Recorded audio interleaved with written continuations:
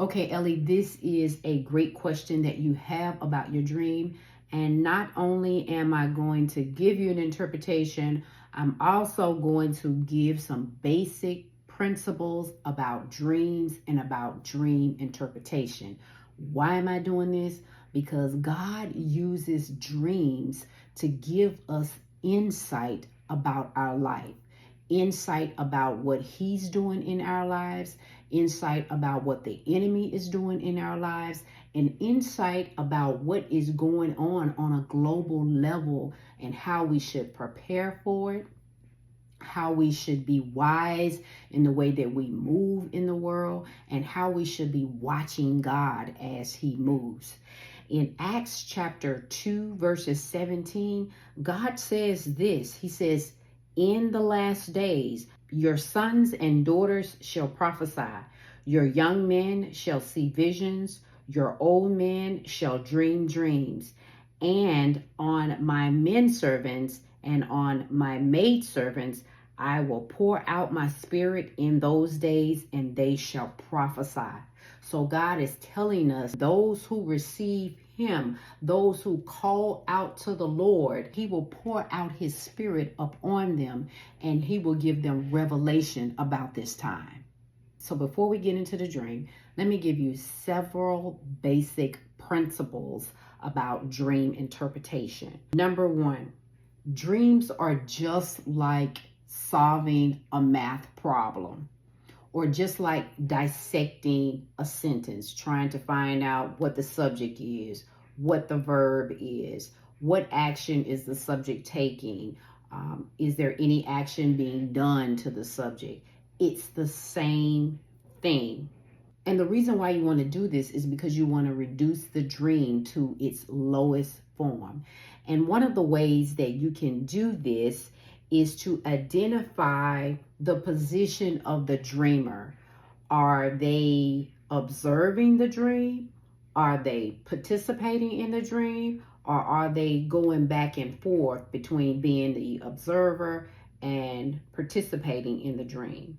And when you do this, you can kind of pick out what the focal point is.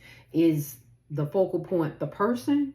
Or is it the situation that they're in? Or is it something that is in the situation that is the focal point?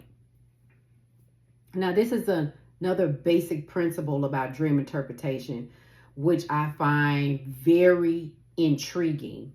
In the book of Daniel,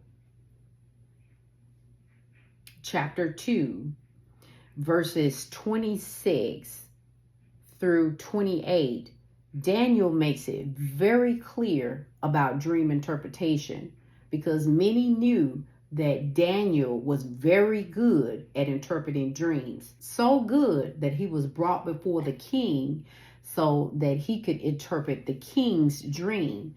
But Daniel said this: "There are no wise men, enchanters, magicians, or fortune tellers who can reveal the king's secret. But there is a God in heaven who reveals secrets, and He has shown King Nebuchadnezzar what will happen in the future. Now I will tell you your dream and the visions you saw as you lay in your bed." So Daniel made it very clear that it's not me that's giving you this interpretation, King Nebuchadnezzar. It is the God in heaven who reveals all things to you, even about your future. So, with that being said, God is the only interpreter for dreams. And secondly, He can have intertwined in your dream several different interpretations. And what I mean by that is, you can have a dream in 2020 and you understood what God was saying to you in that dream in 2020, and then 2025 God will show you something totally different about the same dream. He will reveal something different to you. So with that being said, where you are in life, and also where you are with your journey with God can determine what God reveals to you in a dream.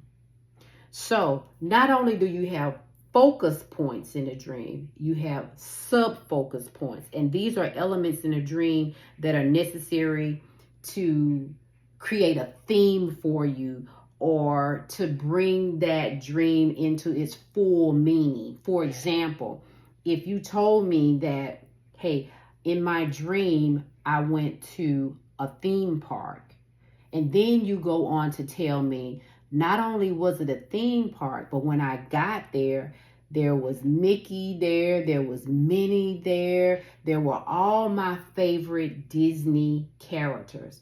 Now, those Disney characters brings the dream full circle for me. It helps me to see maybe what you could be going through in life. For example, you going to a theme park may be your way of actually physically escaping or relaxing or getting away from what's going on in life. And then your love of the Disney characters may be some way of you coping with what's going on in your life. It's a way for you to escape. It's a way of saying that, I'm not created a fantasy world, but I'm in this fantasy world, and it kind of gives me a break from the things that are going on in life. So the sub focuses, those things around that are sitting around your dream, can also help to bring your dream into a better understanding.